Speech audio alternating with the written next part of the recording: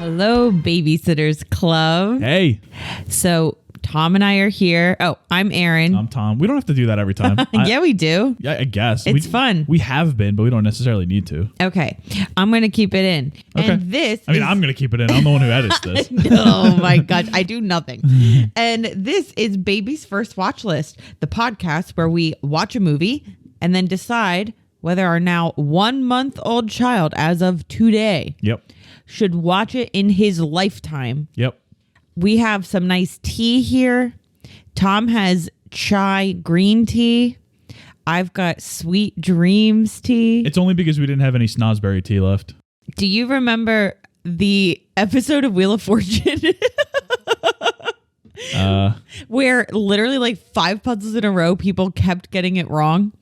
And one of them was 80s lyrics. And it was sweet dreams are made of these. But he said sweet dreams are made of this. Yeah. Oh my God. But there's an extra letter at the end. Why are you talking about this? I just thought about it because of the tea. So I thought that this movie was British. It's kind of not. And I thought, oh, tea goes well with British movies. But whatever. So today, we're going to take our time machine even further back than last week. Last week, we went to 1986 with Top Gun. This time, we're going all the way back to 1971. 51 years ago. Wow, 51 years ago. Great times. Not really. No, it was actually pretty bad. Yeah, not We're great. talking about the ultimate cult classic, Willy Wonka and the Chocolate Factory. This movie, running for an ideal, amazing, incredible 100 minutes. And it felt like it was 10 minutes long. This movie Seriously. flew. It was directed by Mel Stewart, who really didn't do all that much. It said, oh, he's Oscar, Emmy, and Peabody nominated. And I didn't know anything that he did except he directed some Welcome Back, Kotter. Was that the Peabody? I don't know. But he did a lot of TV. So he directed this movie. Thank you, Mel Stewart. He sounds like a director that would be famous, but like Mel Brooks. Yeah. Yeah. It's an adaptation of Roald Dahl's 1964 novel, Charlie and the Chocolate Factory. This one, we get that little switcheroo, and it's Willy Wonka and the Chocolate Factory. Something that Roald Dahl kind of took umbrage with. Not necessarily the name change, but the concept, the focus of focusing more on Wonka than Charlie. Which, okay, but Wonka was cooler. Yeah. Did he watch Gene Wilder? Yeah. The screenplay is attributed to Roald Dahl, although he was really mad about the direction the movie was taking, disavowed the movie, and there were lots of rewrites happening. You know, he did go to the premiere, though. Yeah, because dude's got to get his recognition. That is true, I guess. He's got to get his shine on. Yeah. It was mildly successful commercially in 1971. It made $4 million on a $3 million budget. So it did. I don't know. Is that bad? Is that good? That's bad. Is that bad though? Like when you think about percentages? Yes. Oh, I guess I'm not very. Is it bad in 1971? Well, it's no. Maybe that's the difference. But it's something to do with like if you only make $1 million profit. That's probably not good, right? Split between all the people that profit needs to go to. Yeah. This was an indie movie, though, technically. It wasn't like a Warner Brothers, like with the Warner Brothers logos in it, but it was really like a independently made movie, if I remember correctly. Again, there's zero concrete factual basis for me saying that, but I think I read that at some point. I think I agree with you because somewhere in a filing cabinet in my brain, I think Warner Brothers bought it later. Like for redistribution. Yes. Yeah, after it blew up in like the 80s. Yes, because I was going to say it was largely forgotten when it came out in 71 until it became a cult classic from TV presentations and from kind of video, like VHS sales. Yeah. It would play on TV and people were like, wait, this movie actually slaps. Yes. Apparently it played after a game, like a big game, and they had to cut part of it. Oh yeah, it was like a playoff football game. Yeah, they cut literally like the whole beginning of the movie, so it literally just started when they were at the Chocolate Factory. Well, that's because of the Heidi game. What is that? The Heidi game? There was another playoff game. I think. Who is Heidi? Heidi the movie. Heidi, like the dog. Is it a dog movie? No, Heidi's like a Swedish girl. Heidi was my grandma's dog's name. She's got like pigtails and stuff, like braided pigtails. My grandma's dog was a German Shepherd. That's very not Heidi-ish, if you ask me. Okay, well, that dog died long ago. Is Heidi German? Heidi might be German, Heidi so actually German. that would make sense. Yeah. Yeah, so Heidi's probably about a German girl, not a Swedish girl. So there was like a playoff game, or it wasn't the Super Bowl, but it was like something that was going on back then in like 1968 where they were scheduled to play the movie Heidi. Mm-hmm. And instead of sticking with the game, they played the movie Heidi. That's iconic. And there was like a crazy game, like ending or whatever. Like the last quarter went nuts, and like there was a big comeback win. I forget the teams that were involved. And so that never happened again. How do you know that? That's a very famous thing. Really? I've never heard that. And Very, very that's famous. right up my alley as far as facts are concerned. Yeah, that's very, very famous. Well, there you go. Apparently they didn't want a Heidi repeat. Yes. So they literally just played like the end of Willy Wonka and the Chocolate Factory. So it became much more famous, a cult classic. It was named number, I think, 25 of the 50 biggest cult classics, according to Entertainment Weekly. I never thought of this movie as a cult classic growing up, probably because it was popular by the time we came around to it. I didn't know until like reading for this podcast that it was not immediately a smash hit. Yeah, big movie. So yeah, apparently it was. I read some reviews from the time too that were like, this movie's unfocused. It has it doesn't know what it's doing. Well, I said here, it did, literally my next sentence, it did relatively well critically, with some like Roger Ebert loving it. He gave it a perfect 4 out of 4. Siskel didn't love it. Others like Siskel, yeah. criticized various aspects of the movie. Siskel actually criticized one of the things that I like most about this movie, which is he thought it looked cheap.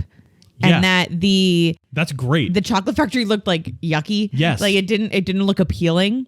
And I don't know if I agree or disagree with that. It kind of does look unappealing. It does. I love that. I take it looking unappealing because it was 1971. Me too. I think this is one of the movies that I think looks so 70s, and I adore movies that look like the 1970s. It's the lens that it's filmed with too, because there's that certain like fuzziness to it. Mm-hmm. Yeah. I love movies that look 70s, that were made in the 70s, that feel it's almost kind of dingy. Yeah. I love that. I have stories about the Chocolate River in the trivia section. Perfect. Perfect.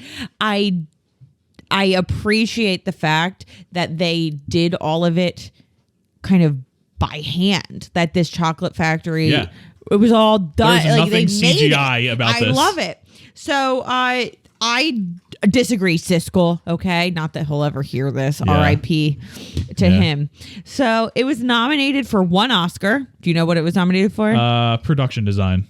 No, that looks cheap. No. Original score. Yes, and it was nominated for 1 Golden Globe. Do you know what that was? Gene Wilder. Yes, exactly. Gene Wilder for Best Actor in a musical or comedy. Yeah. Now considered a family classic, this movie was remade in 2005, starring Johnny Depp and directed by, of course, Tim Burton. Yeah. So even though Depp's performance was seen as divisive, despite the fact that he also received a Golden Globe nomination for Best Musical or Comedy Actor. Although I feel like Depp was nominated every year for something. Beginning with Pirates of the Caribbean. You know, it seemed like the Globes, he was in his bag with the Globes. Did The Rum Diary get any nominations? Who knows? I'm thinking like maybe Dark Shadows he was nominated for. Right. Rango. Like, who knows? Like, I feel like... Was he in like one of the Sleepy Hollow movies or something like that? Yes. So one of... I don't know. Were there multiple? Sleepy Hollow I've movie. seen it. I think it's him and Winona Ryder. I've never seen it. So he was nominated for that, but a lot of people did not like his performance and said it was bad. It's hard when you compare it to Gene Wilder. Exactly. He is this movie. Yeah. This movie completely falls apart without Gene Wilder in this, like in the as doing this specific performance. Hondo P here. And despite Depp's performance in the 2005 remake receiving reviews, the movie actually did receive positive reviews, and Tim Burton did something that I really liked. Now, let me say, I am not the biggest Tim Burton fangirl here. I find some of his stuff a little repetitive. I think his shtick gets a little old sometimes. Yes. We did love Big Fish. He's got some bangers, though. He does. He has some really, really great movies. Beetlejuice is amazing. His 2 Batman movies are great. He does some really good stuff. I think that maybe it's that when we were growing up, maybe middle school, he was seen as this really cool director to like. It's kind of like the people that like Wes Anderson now. I was just about to say he is like Wes Anderson is the current day Tim Burton, even though Tim Burton's still around. Yes, where I'm like, okay, we get it. Right. Tim Burton's doing the Wednesday series, which we just talked about. Oh, he is. Which I think is a good niche for him. Absolutely. Although I do love when he takes it into a little less dark and more kind of fantasy, he did with Big Fish. Big Fish is probably my favorite. Of his. I totally agree with that. But yeah, the people that really love Wes Anderson now, no shade. Actually, I guess it has to be shade. When people say no shade and then they say something shady. No, yeah, this is shade. Like, not that I don't think my opinions are any better than yours, but I don't share the same ones about Wes Anderson. My thing is, I think that people who like Wes Anderson now were big Tim Burton fans back in like middle school for us. Or would have been if they were like into movies at the time. Exactly. So what I did like that Tim Burton did here was he didn't use all that much CGI. Instead, he chose to build real sets. And I really appreciated that because that's one of the things that I think is so magical about 1971's Willy Wonka and the Chocolate Factory is that it's all real. Yeah. I love that. And so Burton, I think, wanted to recreate that. He also had the actor who played the Oompa Loompas. He also did lots of individual takes for the Loompas. I'm not sure if Loompas, like Oompa Loompa, do we just call them Loompas? I guess. The Oompies? Like, I don't know. So he did lots of individual takes for them rather than just duplicating one performance where he does one and then they just make 10 of him or whatever. He did a bunch of different ones so that when they did use the computer generated stuff of duplicating him, they weren't just taking the same cut. Instead they were, or same take. Instead they were, he did all different individual performances. Cool. Which is really neat. Probably much better than they were treated on the set of this movie. I don't even want to know. I didn't look it up. I don't want to know. Interestingly, Tim Burton criticized the 1971 film. This is something I don't like. Why are you biting the hand that feeds you? He called it sappy. And he said, I know lots of people are fans, but I'm not. Roald Dahl said it was sappy too. I didn't find it. The end is sappy. Which does not happen in the book. But the rest is not sappy. Okay. Gene Wilder, in response... I read the Gene Wilder stuff. Go ahead. He criticized the Burton version. He called it an insult and that it was only made to make money. I love the Willy Wonka beef. It's great. We got to get Chalamet involved. We'll get to the Wonka prequel that's coming out. But what's really funny is that when Depp was asked about Gene Wilder's performance while he was like doing the new one, he was like, "Oh, I love Gene Wilder. I thought the performance was amazing." And when Gene Wilder talked about his reaction, he was like, Depp is a great actor. I hate Tim Burton. Yeah, exactly. And he said he hates when his movies he hates remakes. Yeah. Like he said he felt insulted when they were remaking it. I guess they can claim, no, it's a remake. It's closer to the book because it's Charlie and the Chocolate Factory. Right. Even though the book and the original movie are not that dissimilar. They're very similar. There are things that were added in the movie. Yes. But I guess to make it 100 minutes. Yeah. Right? I don't know. Yeah. Was it a short story or a novel? No, it's a novel. Okay. But Roald Dahl stuff is very big font and short and has pictures and stuff. Yep. There was also a prequel that was announced and it's currently in the works. Wonka, set to be released next year in 2023. It is a Wonka origin story starring current It Boy Timothy Chalamet. Now, he's in the titular role, of course, as a young Willy Wonka. Hot Wonka. William Wonka, yes, if you will. William W. Wonka, perhaps. I just put thoughts. What are your thoughts? Well, did you see who's directing? I did, so that's part of my thoughts. Okay, so who's directing is Paul King. Yes. Who directed Paddington and Paddington 2. Yes. Which is a good sign because those movies are excellent. But it also sucks because he's not directing Paddington 3, presumably because he's directing Wonka. Yeah, I understand. Paddington in Peru, right, is the next one. Yeah. I know. My thoughts on this are just generally how I feel about a lot of remakes, which is I just want to know who asked for this. Who is the target audience? That's what I want. I'm not going to watch it unless I hear good things about it. But while I do normally agree with you on that, I just wonder. I am optimistic because of the director. I'm not optimistic. I think it probably will be fine. Timothy Chalamet is good. Olivia Colman is going to be in it. Yeah, I'm sure it'll be fine. I'm just not like on the edge of my seat. Can't wait for Timmy C to play Willie W. You know. To answer your question though about who asked for this, I literally did ask a question while watching the 1971 version that says why I want to know the backstory to why Willy Wonka keeps quoting classic literature. He doesn't do that in the book, but he does it in the movie. No, I know. That's just an aside. So guess what? If Wonka 2023 does not address my question directly, I'm going to want my money back. Or about how he colonized the Oompa Loompas. God, are they Are going to... you sure you want Wonka 2023? Are they going to cover that? But if they don't... They have to. They have to cover it. Right? Wait, he was gone for 3 years.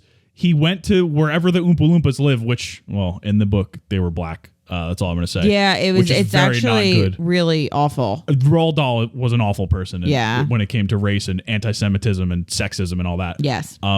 He released an edited version where they were white. But the movie made the decision to make them orange. Ew. Which it's all just it's really not good. None of it's good. Tragic. What also is not good is Willy Wonka going to the Oompa Loompas country and telling them how much better it was here and that he should work in their factory and basically, I don't want to say enslaved them because I don't know what their payment was like, but I'm sure it was not good. And he said, it's just come live with me in the factory. Because it's better than where you are now. Yeah. It's not good. Who would want to live in their place of work? They probably did not stop working. Yeah. Oh, gosh, these poor He would have Loompas. had... Listen, if Wonka 2023 doesn't go through that, and it doesn't go through how the labor activists and the climate activists were banging down the door of that factory 24/7, then it's an unrealistic adaptation, and I am not going to stand for it.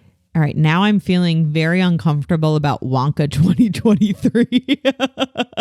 This is not good. Oh, no. And the crazy thing is, too, is they don't really have, I don't think, any source material to base it on. No, there's a sequel to the novel. There but is. It's Which, not did Wonka you look related. up the sequel? I didn't. Okay, the sequel is Charlie and the Glass Elevator, and it's all about, it takes place like directly after the previous book. Because they're in the glass elevator. They're in the glass elevator. And basically they go to space and they have to like talk to the president or something. And then they give the grandparents that are on the bed a pill or something or food or something that like is supposed to take them back 80 years. But Grandma Josephine is 78. So she ends up being -2. So then they have to go to minus land and get her. I'm like, what? Roald Dahl hated Willy Wonka and the Chocolate Factory so much that he refused to give them the rights to the sequel. Well, honestly, it's probably a good thing because that book sounds insane. Yeah. Also, we're 18 minutes into the show and I have not done the plot summary yet. All right, it's fine. But also, Taika Waititi apparently is adapting both Willy Wonka or Charlie and the Chocolate Factory and Charlie and the Glass Elevator into an animated series. Which I know you have Taika Waititi fatigue. I kind of do too. I know. I'm a little bit over him, so we'll see how that goes. It's not that I'm over him. I need a little bit of a break. I'm over his shtick. He needs to change something. I'm excited about the movie that he's doing that's going to come out soon about it's like a sports movie. It's coming out next year or something. I would look forward to that. I don't need any more Marvel stuff. I don't need any more. Stop talking. Just make good movies. Exactly. Get out of the movies. You know, we love What We Do in the Shadows. Yes. We love Jojo Rabbit. Reservation Dogs. We love Reservation Dogs. Just like, let's chill. Yes. Okay. He was on screen in Jojo Rabbit, but... Yeah, right. So the last thing that I have before the summary includes Wonka 2023, which I want you to guess the short list of actors that were going to play original Wonka. Okay. Hot Wonka. Hot Willy. Hot Willy. Timothy Chalamet got the part. Are they more like Timothy Chalamet or are they sort of all There's over like the map? one that is, and then the rest are kind of a little interesting. Paul Mescal. No, I feel like he's a front runner for everything. I love Paul Mescal. No. Are they all like his age? No. Ish? No. Jeremy Strong. Oh my God, wait.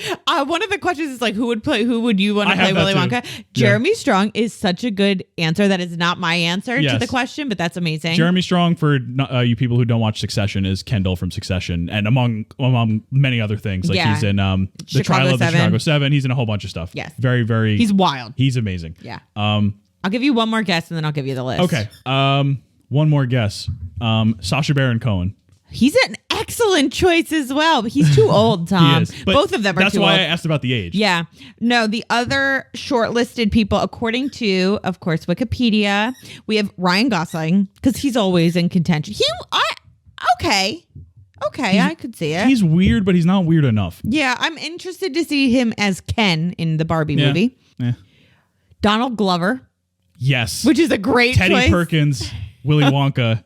Oh, my Lord. He's a little too old, I think, for a Wonka prequel, but he would be an excellent choice. Oh, this next one. Ezra Miller. Oh, boy. I don't see them getting many roles in the near future, to be honest with you. No, but maybe the prison production. Oh, God. And then the last one is the most like Timothée Chalamet, and that's a Tom Holland, who is always going to get, thrown in the ring Tom there. Holland does not have the personality to be Willy Wonka. He doesn't have the eccentricity, I think. He's not. I'm kind of interested in the Timothée Chalamet choice. I think Gyllenhaal could pull it off, though. Oh, Gyllenhaal's unhinged. Always. Gyllenhaal is a secret freak. If this was like the mid to late 2000s, it would have been Robert Downey Jr. Like, I know they did the Johnny Depp one, but absolutely. Another choice would have been Robert Downey Jr. You're 100% right there.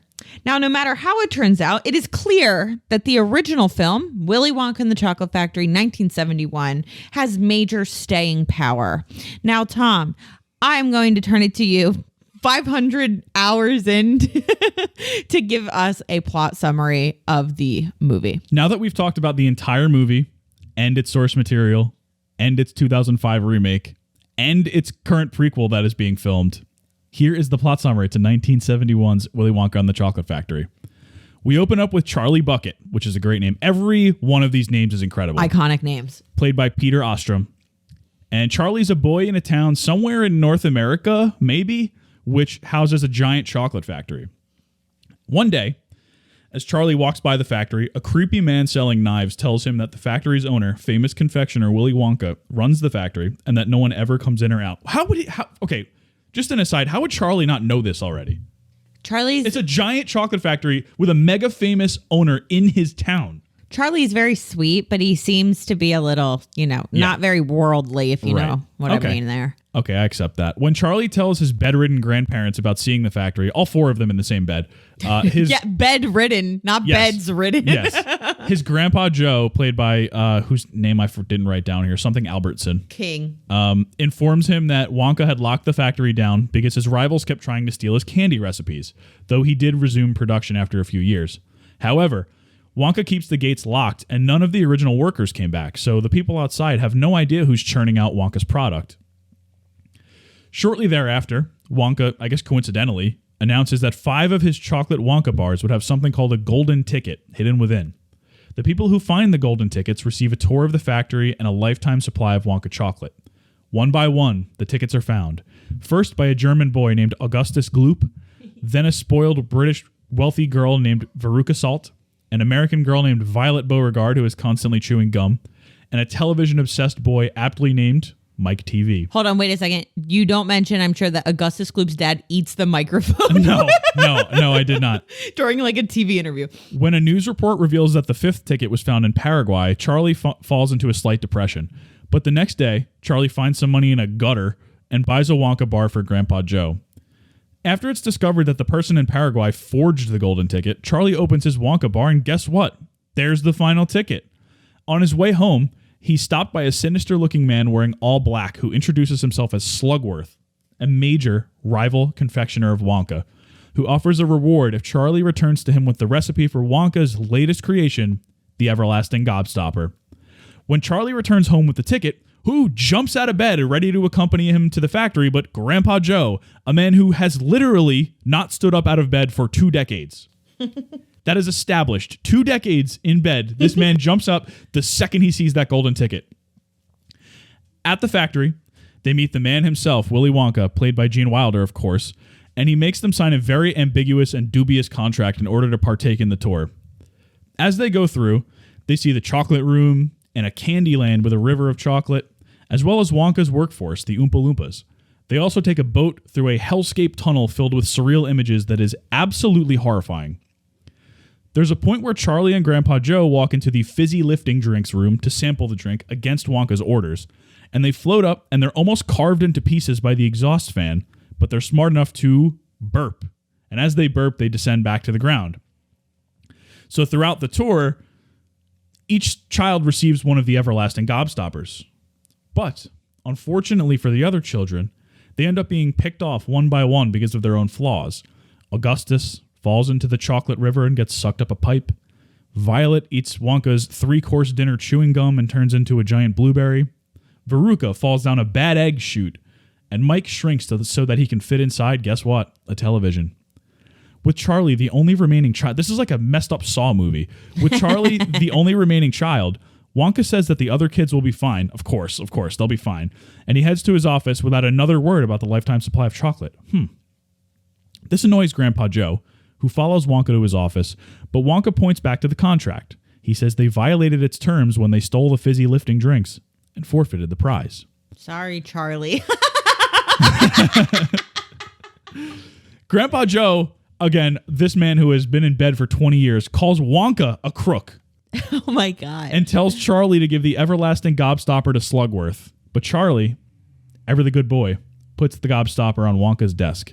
Out of nowhere, Wonka's demeanor changes, and he declares Charlie the winner of his contest. He reveals to Charlie and Joe that, quote-unquote, Slugworth is actually a Wonka employee, and that the offer to buy the gobstopper was a test, which Charlie passed.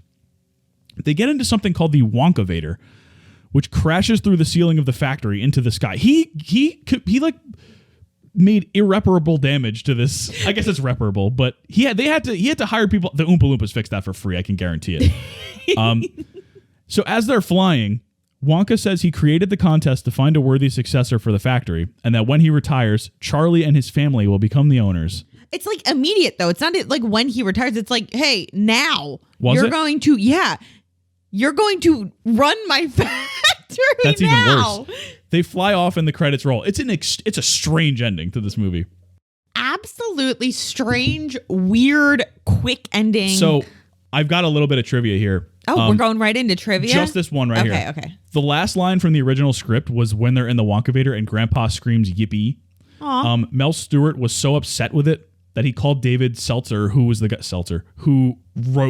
he did all the rewrites, who he had just left to go on vacation to his fishing cabin in Maine, and Stewart demanded that he change the last line. Why? Why didn't he like yippee? He hated it. So over the phone, Seltzer came up with the idea of Willy telling Charlie that this was the quote that Willy says. He says, "Do you remember what happened?" Oh, I hate this line. Do you remember what happened to the man who got whatever he wanted? He lived happily ever after. It is the stupidest last line. It's one of the dumbest. It doesn't even make sense. It makes no sense. And it's clear that, I mean, if this is true, again, I don't know about the veracity of IMDb trivia, but if this is true, it makes sense that this guy made this up on the spot over the phone because it sucks. Truly sucks. Yippee is cute. And it fits the tone of the movie. It fits also Grandpa Joe. I feel like he probably said yippee when he was like raising up to the ceiling in the fizzy lifting drinks room. He probably said yippee when he opened the Wonka bar. And when he jumped out of bed. He definitely said yippee when he jumped out of bed. Okay, that's a really good summary, Tom. I feel like it captures absolutely none of the spirit of the movie. It's impossible. But it can't, right? It's impossible. Yeah, I don't mean that as like a knock on your summary. Wow, it's your just, summary sucked. Wow, that summary was terrible. You didn't even mention Augustus Gloop's dad eating the microphone during his interview. Yes. Or Violet shouting out her friend Cornelia. Yes. Or whatever. But you did mention that weird guy who just sold knives. I love the knife guy. Just a guy who sells knives. I think you never see him again. Yeah, I think they call it a tinker. Yeah. But it's like, no, he just has a bunch of like hatchets. Yeah. That he's just pushing around. Yes. Very strange. Can we start with the Mrs. Nesbitt identity crisis? Let's start with it. I like that. I like starting it off the top. Yeah. I got nobody. Who has an identity crisis? Maybe Veruca's dad? Yeah, maybe. Maybe. I don't think anybody else has an identity crisis. He's not even having an identity crisis. He's just struggling because he's getting... So you see him only in like a couple scenes. And right, he doesn't come with them to the factory, does he? Yeah, he does. Oh no, he does. It's Mike TV's mom and not the dad. Yeah. But so when you first see him, she is Henry. She is yelling at him to make his workers like work to the bone because he owns like a nut factory or something to find her the golden ticket. She's not eating the candy. Nobody's eating the candies. They just bought all these, Wonka bars and they're trying to get her the golden ticket specifically, and he's like going through it. He's like borderline in tears. He really is. He's a great character. They've stopped production of the nuts so that they could find, like, this guy's livelihood is very much at risk, and his daughter is like, you got to go get me this golden ticket. But I don't even think that's an identity crisis for him. I think that he's just under pressure. The only person that may have an identity crisis is the teacher in the beginning. Oh, yeah. What's his name? Mr. Turkentine? Yeah. Because he again, seems like he's going through it. Yeah. He doesn't really know math, but he has to teach math. Yes. He's dismissing class because he wants the golden ticket. So it seems to me that he maybe is questioning his identity as a teacher. Maybe. Who's not. In 2022, who's not. In 1970 or whenever this was filmed, Mr. Turkentine had the right idea, I think. Yeah. But yeah, I think every character knows who they are. Wonka, I'm sure, had an identity crisis. Tune into Wonka 2023. Perhaps we'll find out. Yeah. Hot Wonka. For Hot Wonka. But although Gene Wilder, he's got a little something. Well, yeah, you got to be Hot Wonka to grow up into Hot Wonka. That's exactly right. To grow up into hotter Wonka. So, yeah, I don't think anybody. Miss Nesbitt. Void. Yeah, this is null and void. I would say this is the first movie where we will not be handing out a Mrs. Nesbitt Identity Crisis Award. We didn't hand it out in the first episode, but it would have been Mrs. Nesbitt in Toy Story. Yes, so, let's make that very clear. Yes. It'd be Buzz Lightyear / Mrs. Nesbitt. Yes. All right, I've got an initial question. Yeah, go for it. Where does this take place? I wrote in all caps. I have an answer too. I do have an answer. Munich. Yes, but it was specifically done so that it was supposed to be somewhere in North America. Yes. And it was filmed in Munich because it was cheaper. Yep, I said it here. It was cheaper than the U.S. and because they liked the ambiguity of it. Yeah, Mel Stewart also liked the unfamiliarity of the locations and said that he wanted to film somewhere that couldn't be identified as any time or place, unlike New York City, St. Louis, or London. I'm sorry. The second that it appeared on screen, I'm like, this is Europe. I guess, but I don't know. And also, I think I noticed at one point there were a bunch of posters that did have German. They said that you can see some of it throughout the movie. I thought I pictured that. And then when I saw it was Munich, I was like, yep, that makes sense. Yeah, so it's interesting. He also didn't include, I think he said he didn't include any specific type of car because he wanted it to be timeless. That's interesting. Yeah. It feels 70s. Well, I mean, well, yeah, of course. But I mean, in terms of the setting. Yes. That's interesting. I did see that they had the Guinness factory in Dublin as an option. Oh, that would have been cool. Which would have been cool. But I really don't know what it looked like in 1971, but it would have been cool. Yeah. I like the setting. I think it's interesting. And it does add a little whimsy to the fact that it looks European. It's this cool old town. But everyone has an American accent. Exactly. It is kind of interesting. So I just put Uncle Joe standing up for the first time, right? You talked about it in your summary. Yes. That was me when the epidural hit. Oh my God. Standing up or? When he stood up and then immediately fell over. Oh, yes. Because at one point when I had the epidural, I was pressing that button to get more every 15 minutes. I could not move my legs. Yeah, it was not a pretty sight. So if I tried to get out of bed, that would have been me, Uncle Joe falling over in like the weird stained like one dress outfit thing that he had on. So strange. Also, this is another thing that I noticed. You said that Charlie kind of weirdly found a sparkling coin in the gutter. Yeah. Right? A sparkling coin in a gutter is exactly how I would describe Roald Dahl's work. Despite him being a really awful person. This is a definite like separate art from artist person. Yeah, 110%. I do love his work. Unfortunately, I love Matilda. There's nothing like a Roald Dahl story. There's nothing like The Landlady. The Landlady is I teach it every single year. That story, if you have not read it, story. if you didn't read it in middle school, it is nuts. It's absolutely nuts. It's like a 12-page story or something? Yeah. I read it every single Halloween to my kids. It's unhinged. They freak out every time. And there's also another short story I love called Lamb to the Slaughter, which is a nice kid's title. That's more high school because there is a murder that takes place. Okay. Although there's a bunch of murders in The Landlady too, so who's to say? Yeah. But I love Roald Dahl's work, and his work is very much finding beauty in the awful, sort of. And he has these kind of mixes of grossness with gorgeousness. Yeah. But what I really thought was interesting was Charlie finding that coin. It had this kind of mysterious music attached to it. Yeah. And it's never really mentioned again. And I just think that it goes really well with a lot of Dahl's work that has this undertone and undercurrent of mysticism. Yeah. He has a lot of things that imply witchiness. And I find that really intriguing, especially in children's works. It's fascinating to me that Dahl wasn't, that his work wasn't challenged and banned in places. It wasn't? That is surprising. It's not, if it is, it's not one of the big ones. It's not, Are You There, God? It's Me, Margaret, and Right. Go Ask Alice, you know, Yeah. that it was always being banned. Yeah. A lot of his stuff is beloved to this day. So with what's going on nowadays, who knows if it's going to stay in some libraries. Yeah. But I love that kind of undercurrent of something that's not reality. There's more at play in the universe. And I think that that's what that's implying Yeah. in the Chocolate Factory movie. So fortuitous. It's interesting. Maybe Wonka put it there. He knew. Maybe, and exactly. That's a possibility. Or maybe it's just Charlie was sort of meant by the universe to find this, and that sparkling coin is that little hint of what's to come. Something else that I mentioned here right at the beginning, I just said Charlie's vibe is similar to a child ghost. Oh my God. Like Casper? He is just so pale and sad, like truly just sad throughout the whole movie. Strong jaw, though. A strong jaw. And he's a New Jerseyan, right? Yeah, this was his only movie. Yeah, he became a veterinarian. Yeah. And he's from North Hunterdon. Yes, he went to North Hunterdon High School. That is so cool. That is somewhere in the realm of places that we know, is all I'm going to say about that. That's very cool. Yeah.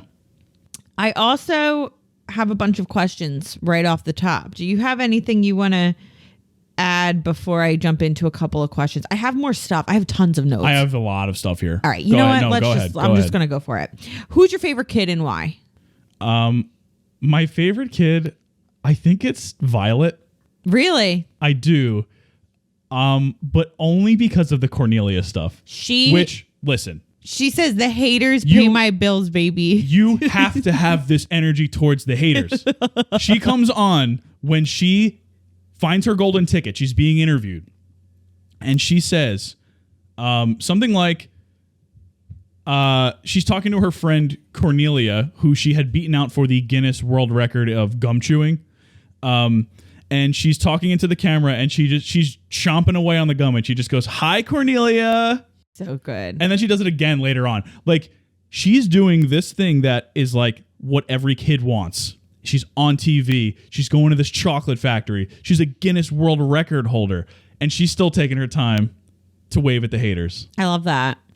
I love that so much. Her fit is also on point. I also love Mike TV so much.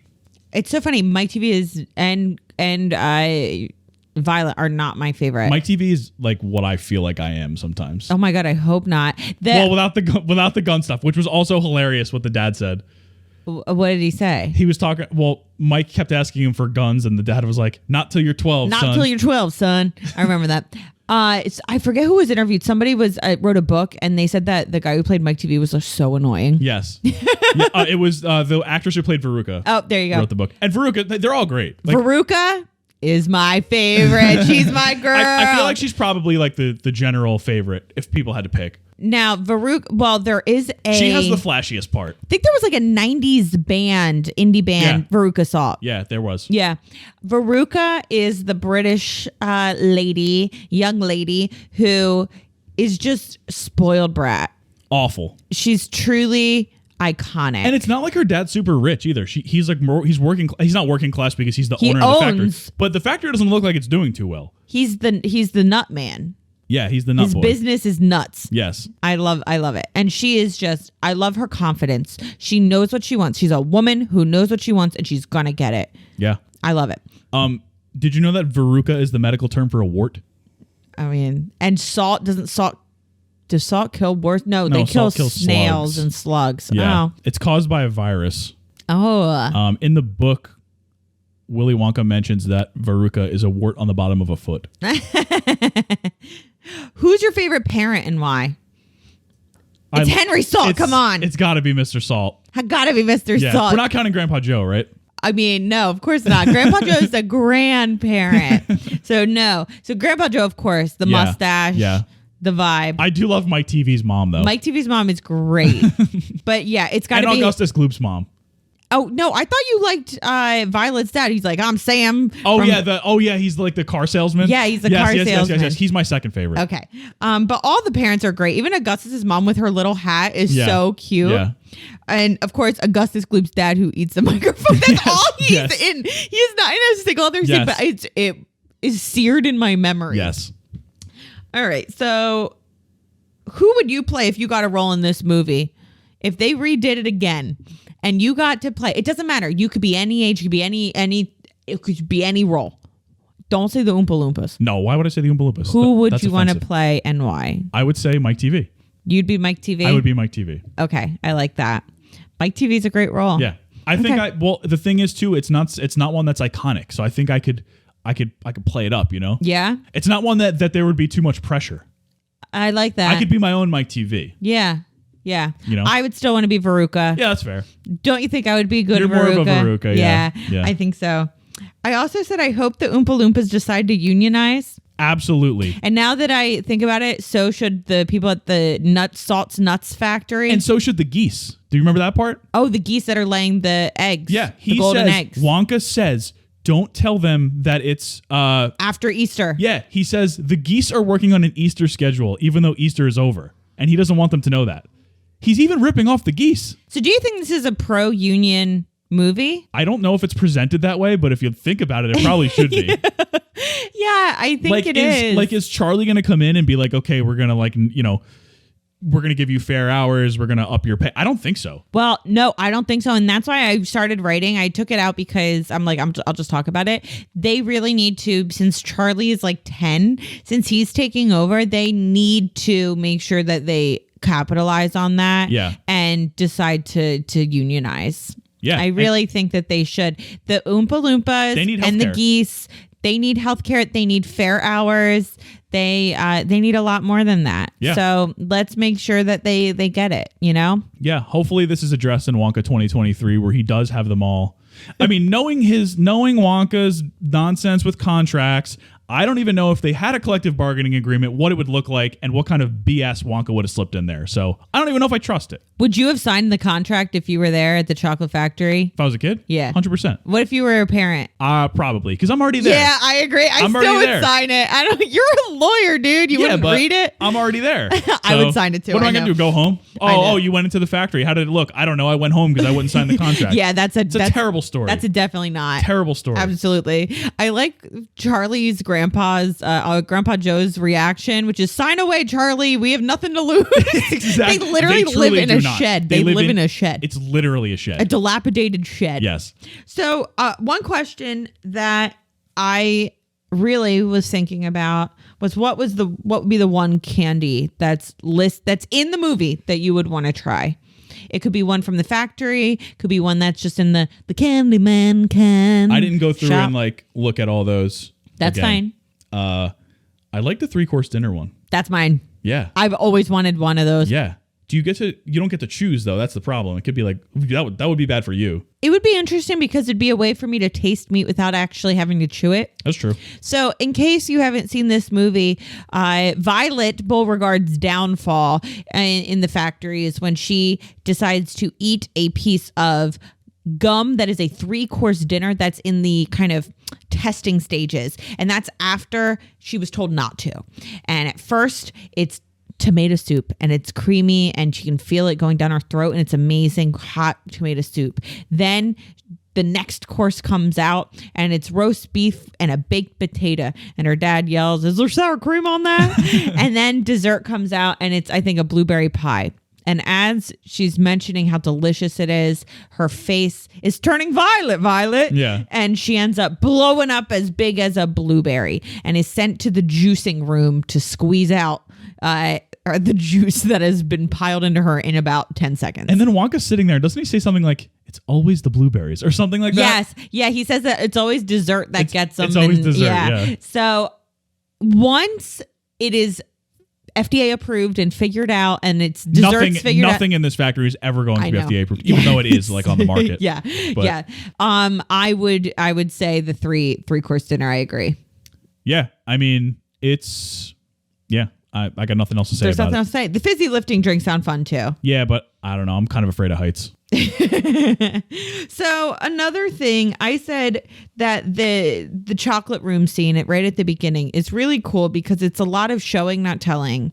In particular, the parents are acting like kids in a candy store. Yeah. Right? It shows the magic of the factory. And that's something that I really liked. The parents do a really nice job, the actors, of having that childlike wonder.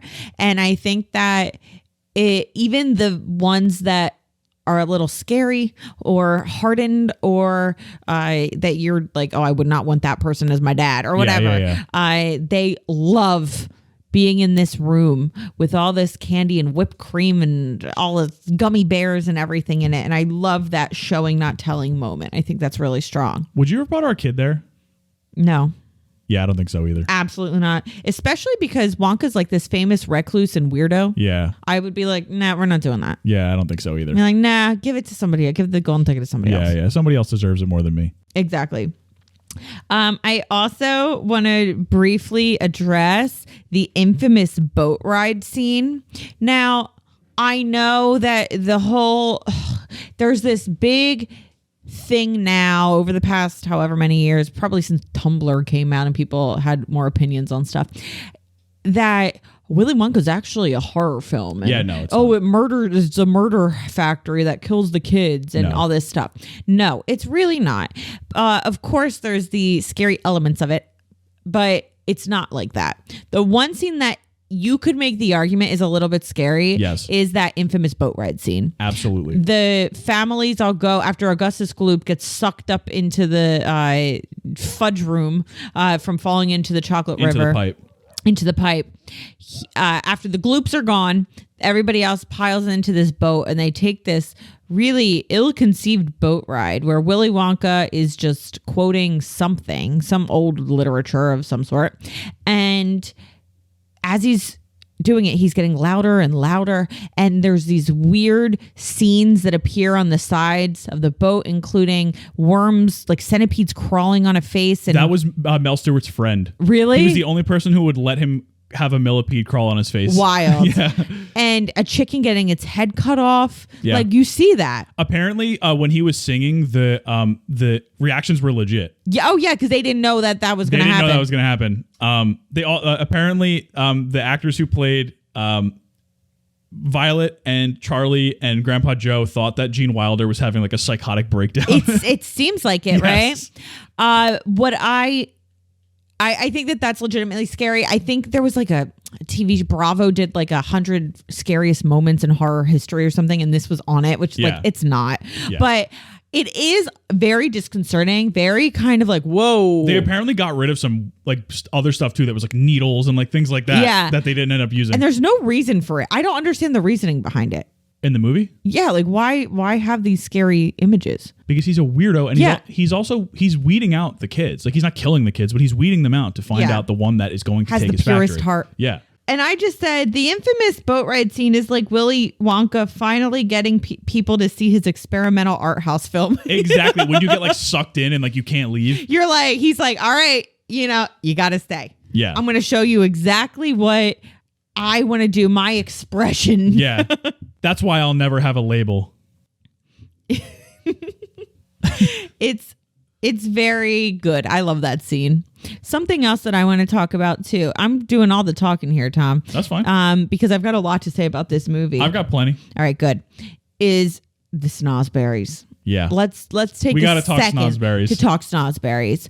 So there's something else that I love about this that I would totally want is fruit wallpaper for nurseries, that every fruit you can lick it and it's whatever flavor the fruit is. Yeah. I love that. They some of the actors said that was the worst scene in the movie because it was just wallpaper. It was just paper. Yeah.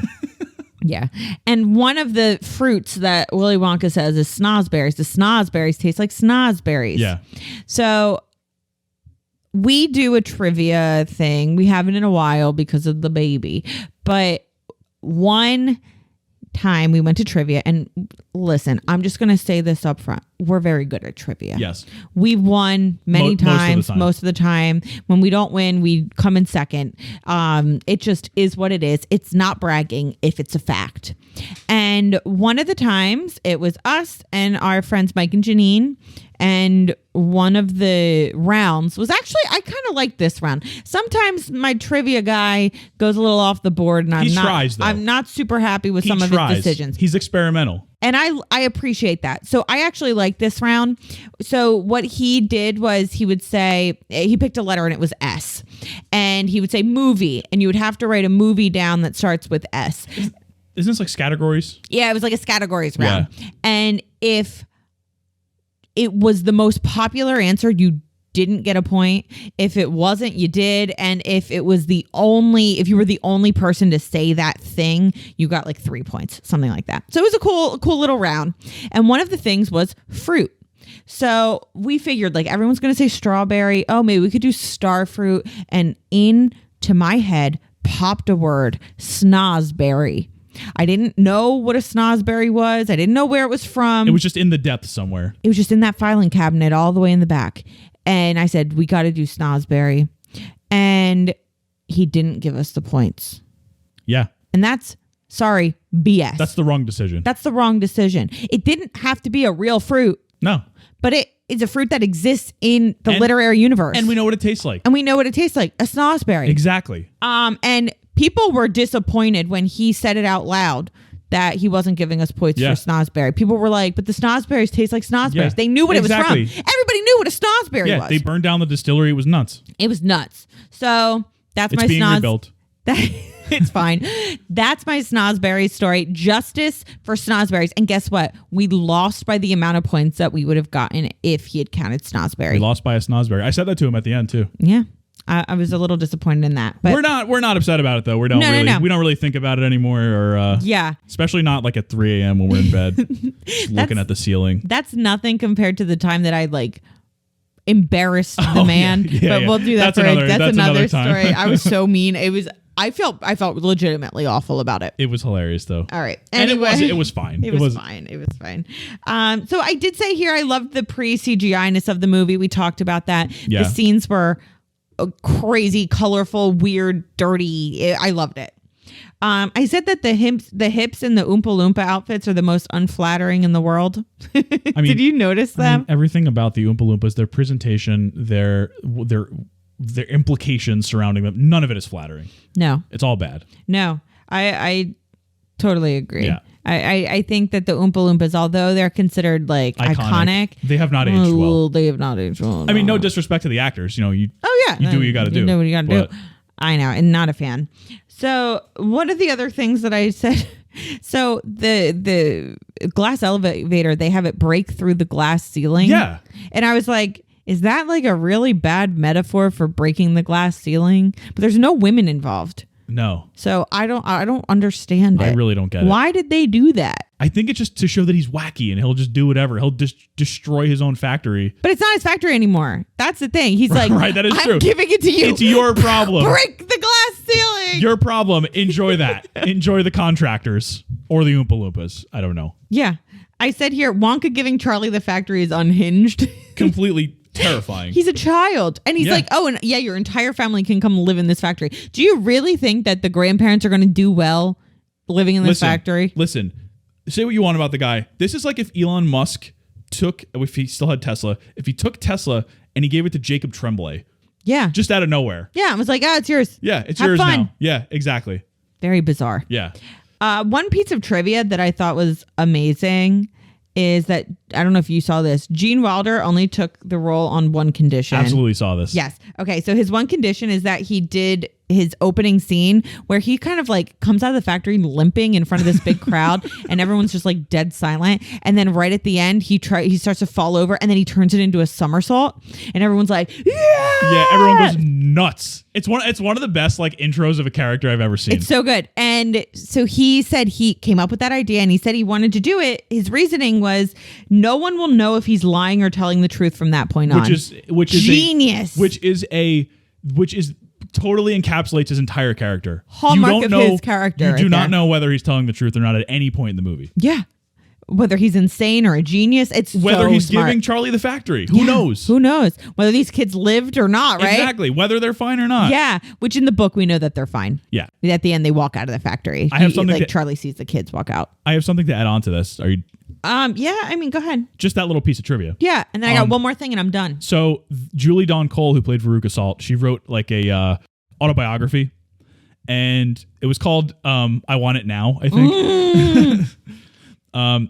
She was fooled by the scene when he comes out because they didn't tell anybody that he was going to do that, which is apparently a motif in this movie. That's my last piece of trivia, Tom. Good job. She thought that Gene Wilder had injured his leg for real, and there was a rumor that filming was going to have to be halted. Amazing. Because of it, and the rest of the audience had no clue. Everyone's reaction is like genuine, and they thought that they would leave it in the movie like that. That's so good. And that's part of what I wrote here. My last thing before I pass it on to you is that the director used the method tactic in a few scenes. Yes. Which is so funny when you think of like the seriousness of method acting, like Joaquin Phoenix in Joker being like so serious. Jeremy Strong in Succession. Daniel Day-Lewis slapping Sally Field. Daniel Day-Lewis making people carry him to the bathroom when he was in a wheelchair for My Left Foot. Exactly. You think of that, and then you get this, which is like just a kid's movie about a chocolate factory.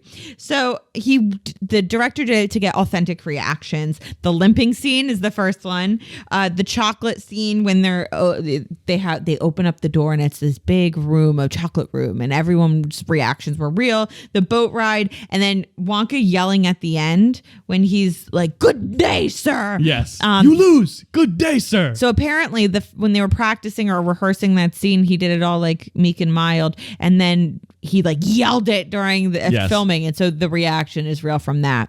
I kind of like that idea. I do think it can be a little manipulative, and they were like, "Yeah, let's run with it 4 times." It depends. I think this is the perfect movie for that. I wouldn't do it in every movie. Well, and the problem I think too, communication is really important in a lot of these cases, but when he's portraying that type of character that gives that type of energy, and he's only doing it at certain points, I think that's important. I'm okay with it here. I know. The only problem I have with it is that it's like with kids. I feel like that can get like with the chocolate fact when they open the door and it's the amazing room and it's all real. That's cool. But the boat ride, when you see a chicken get its head caught up and you're not telling the kids beforehand, that sucks. For what it's worth, Peter Ostrer, that's his name? Ostrer? Ostrom. Ostrom. He loved Gene Wilder. Oh, I have no doubt in my mind.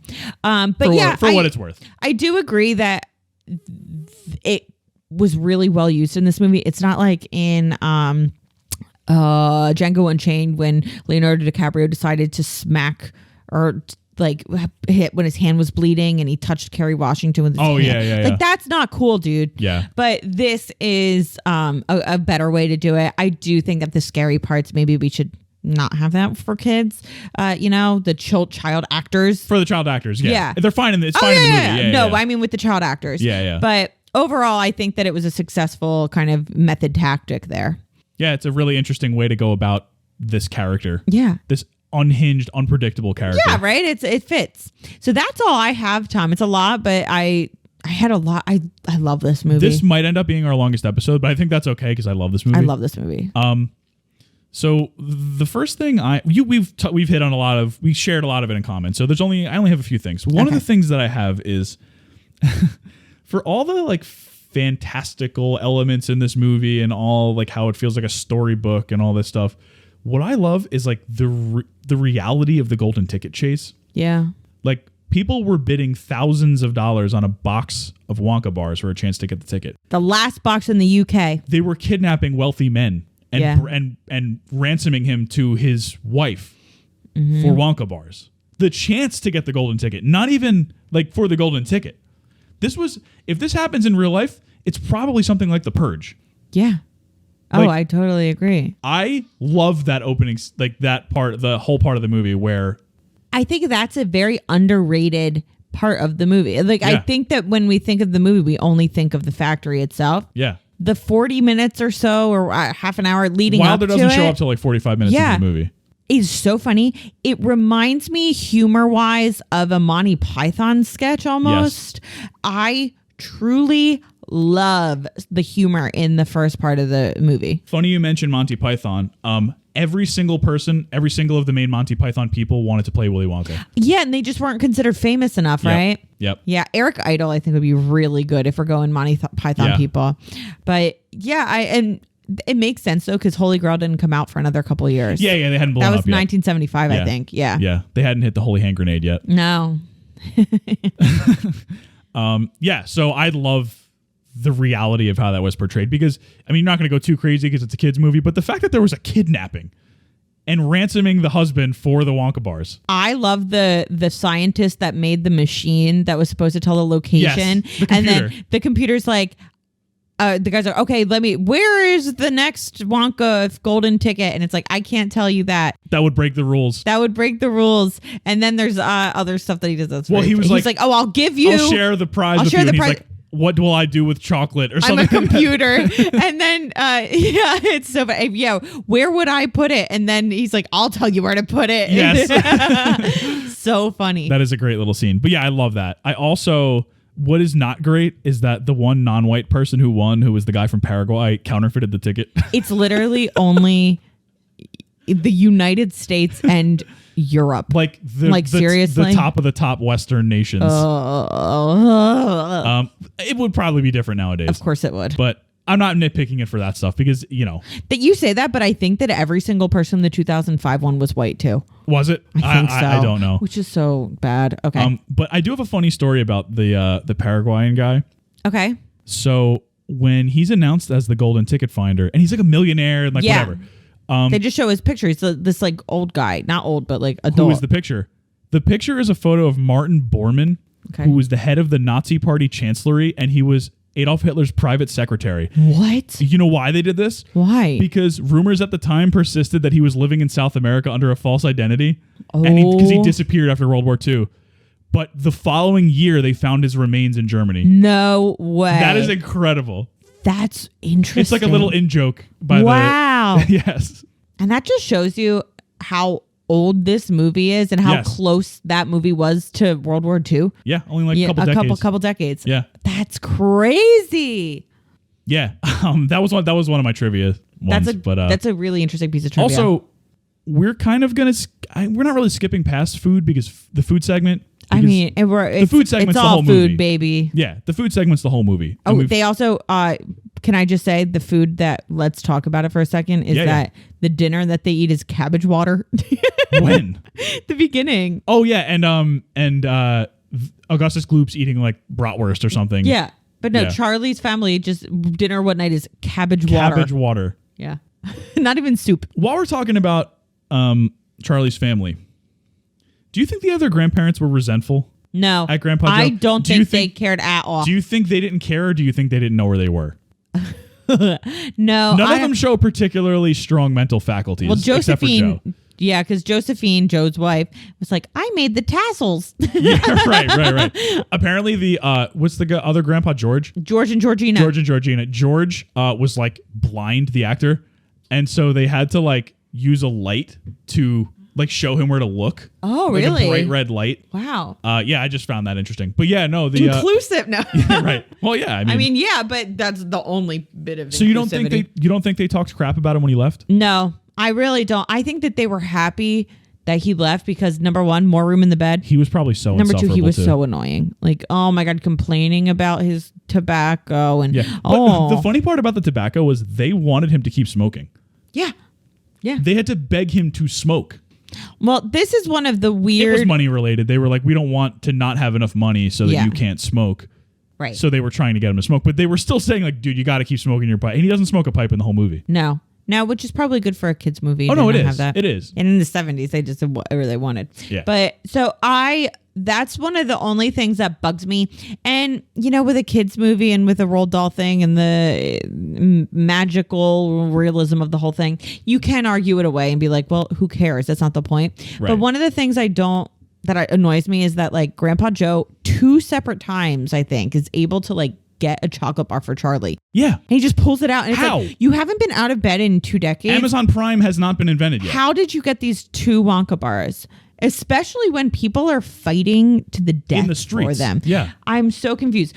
Also, when they still think that the Paraguay guy got the last ticket, it's immediate that Charlie goes into the candy store and there's all these Wonka bars available. Yeah. I thought that the Wonka bars were sold out everywhere. Baby formula was sold out a few months ago. People were going nuts for baby formula. When the pandemic started, people were going nuts for toilet paper. You don't think these people were going nuts for Wonka bars? Where'd the supply come from? These Oompa Loompas are working night and day. Thousands and thousands of dollars for the last box in the UK. Yo, Willy Wonka. And apparently the chocolate factory's hometown has all the bars. Exactly. Willy Wonka in this movie afterwards, his bank account, that dude cleaned up off of this. That's why he wants to give the factory away. He's like, I'm done. I made my just give me that last payday and I'm out. That's it. Wonka's he's a real piece of work. And okay, so another thing I have to say is I know that at the end the guy's not really Slugworth. Yeah. He's not really the evil the rival, yeah. But had this been real, let's just roll with this here. I don't blame him for trying to pay the kids to steal the recipe. Wonka's out here. Wonka is literally, I think Wonka has a monopoly on these like crazy candies. Okay, who would buy candy that's Slugworth's candy? That sounds awful. You don't have to name it Slugworth's candy. Yeah, I guess not. Name it like really fun, wacky candy. That's better great. than Wonka's candy. Yeah, exactly. I mean, he's trying to run Slugworth out of. You got to do what you got to do. I'm when it comes to Slugworth, had he been legitimately trying to steal the recipe, you got to do what you got to do. Yeah, sure. I don't really care, but I do like the little backstory there, or the subplot of the guy being like, oh, you need to give me the everlasting gobstopper so I can steal it. And then it's kind of, there's one moment where Wonka says something about the everlasting gobstopper and you see Veruca's eyes light up. He says you have to promise not to give it to anybody. It's before that, and then they promise, and Veruca has her fingers crossed. Fingers crossed. There's another one where I think maybe he mentioned Slugworth's name, and Veruca's eyes light up, and she looks at her dad, and I'm like, oh, that is a good little. Well, you piece saw him talk to her when she got the golden ticket. Yeah, well, he talked to all of them, right? Yeah. But it's just that little subtle characterization there of like, oh, she would definitely sell it. Yeah. That I was like, oh, that's cool. Yeah, and. Nobody else really. I think there was somebody else that made a little reference to it, but the other three didn't. Like Charlie never legitimately considered giving Slugworth. He was like, "Oh my god, this guy's scary." Yeah, exactly. Well, Grandpa Joe, I like Charlie. Oh, God. So we talked about this a little bit. Remaking a Wonka movie, doing a prequel, whatever. Yep. I would legitimately put Gene Wilder's Willy Wonka in my top performances of all time. Yeah, I think I agree with you. From the second he comes limping out into the crowd. Top 3. Mickey Rourke in The Wrestler. Oh, yes. Julianne Moore in Still Alice. Gene Wilder in Willy Wonka and the Chocolate Factory. There we go. Prove me wrong. We could, while we're talking Julianne Moore, we could throw Jeff Bridges and Big Lebowski up there too. That's also iconic. Yeah. Those aren't necessarily my actual top 4, but I love all 4 of those. Yeah. They might be my top 4. So in that part, we never need to remake a Wonka movie, period. I'm sorry. Sorry, Timmy C. Hot Wonka. Love you, but we'll see. But if you could recast him. Yeah. As, say, the Gene Wilder Willy Wonka. Yeah. Who would it be? Okay, well, I had like a stupid. We talked about this a little bit before. But I thought of this, and I've got another one for you after you're done. I think your answers were amazing. I've got another Jeremy Strong, Sacha Baron Cohen. Give me your last one, and then I'll give you the stupid answer. Bryan Cranston. Excellent choice. Every single one hit after, and Bob Odenkirk is a great one too. Yes, absolutely. Honestly, if we're going Breaking Bad universe, yes, I had a stupid answer. Bill Burr is in the Breaking Bad universe. Oh, that's a great one. I have a stupid answer that you are going to find funny, but nobody else. It may work. I don't know. Tim Robinson. 100,000%. Or Sam Richardson for that matter. Or Sam Richardson. Yes. Yeah. If you don't know who Tim Robinson is, I'm sorry. Yeah. But you should. Yeah. Especially if you're friends with us. Yeah. He would be an excellent Willy Wonka. Right? It'd be different. And then there would be like a sad part of the movie where he like goes on this big like teary-eyed thing about like how nobody appreciates him because he's this big candy guy and everybody wants him to be the candy guy. Yeah. Yeah. Yeah. If you're going more kind of comedic fun, if you do an animated version, Ben Schwartz is a good choice. Yes. Not that he would be like, it's not like, oh, Ben Schwartz is ugly. It's only the animated version. But he does really well with animated stuff. He's a great animated voice actor. So I think he would be a good one. And, do you know who should have been Hot Wonka? Joe Keery, Stranger Things. Yes. He would have been a good choice. Yeah, he would have. Whatever. And then he could have grown up and been Ben Schwartz. See, there you go. Oh my gosh. Or Daniel Day-Lewis. Yes. Or you go the total, like the Jeremy Strong way. You go the total opposite way. Or Joaquin Phoenix. Someone who's going to take it extraordinarily seriously. Brian Cox. Oh my God. Also from Succession. Amazing. Brian Cox would be an excellent choice. Not really, but. No, but it would be incredible. Jeremy Strong is an excellent choice. Sacha Baron Cohen too. These are great. What about Charlie? Who we don't know as many Charlie? kids, but I have a couple. I mean, are you going to go with your Jacob Tremblay? Tremblay's the obvious one. Yeah. What about the kid who plays young Sheldon? No, I'm sick of young Sheldon. This is why I asked this. I've had it with young Sheldon. Ziggy, from Big Little Lies. He's a nice kid, okay? Yeah. Enough young Sheldon. What about Grandpa Joe? Who would play Grandpa? Brian Cox would play Grandpa Joe. Or Bryan Cranston. He'd be like, Siobhan. Yeah.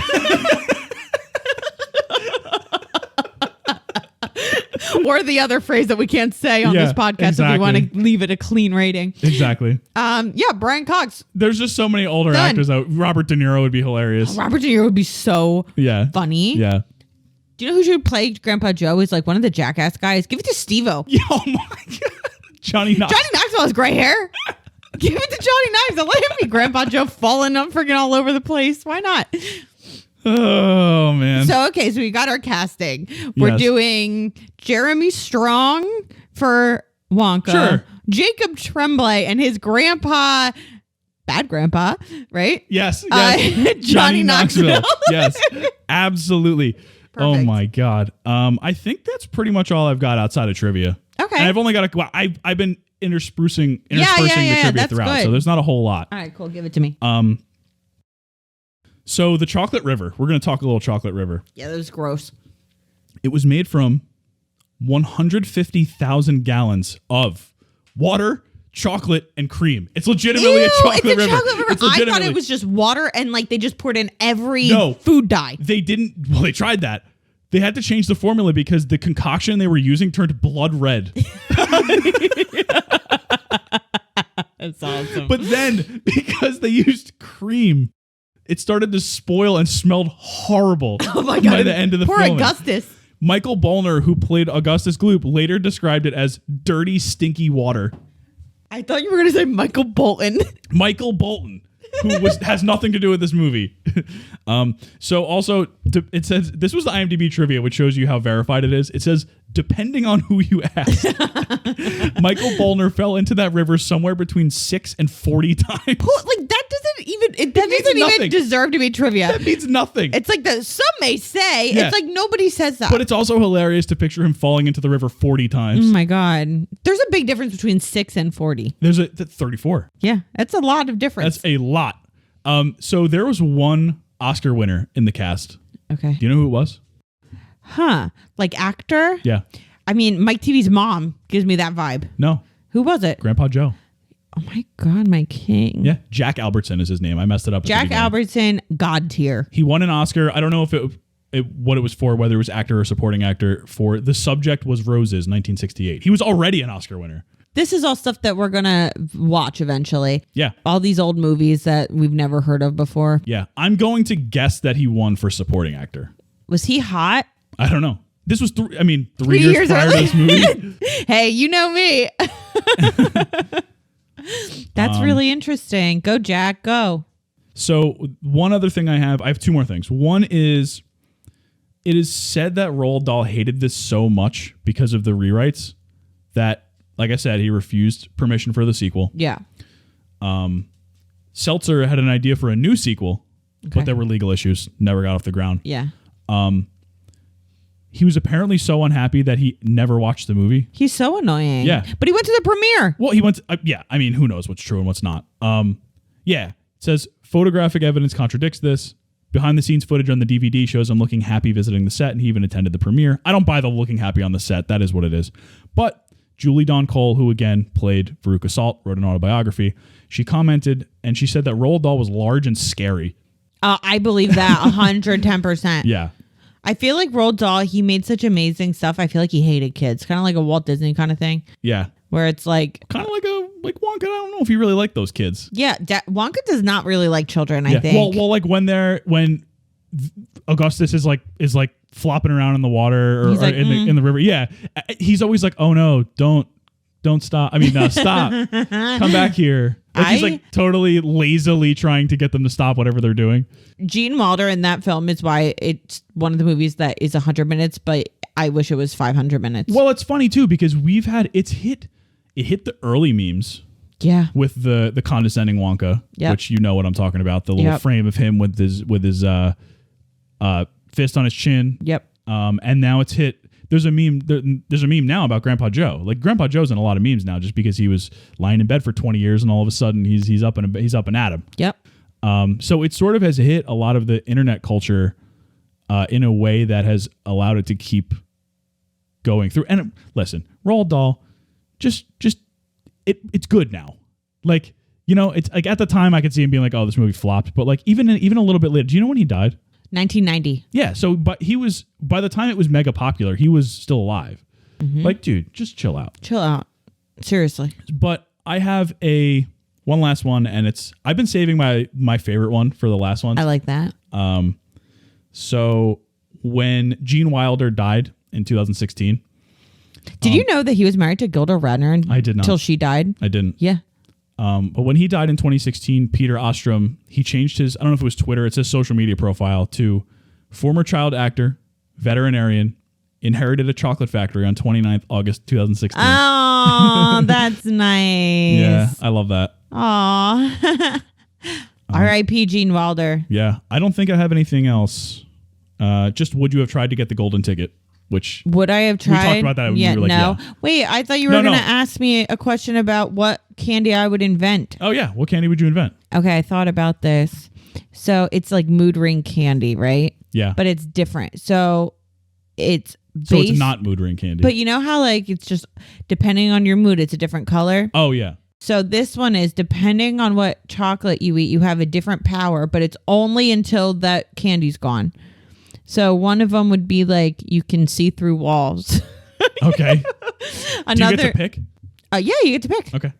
Another one is like these could be misused so badly. I know. That's why it's kind of a little dangerous. That's why it's not going to be FDA approved. Yes, exactly. Another one is you turn into a toucan.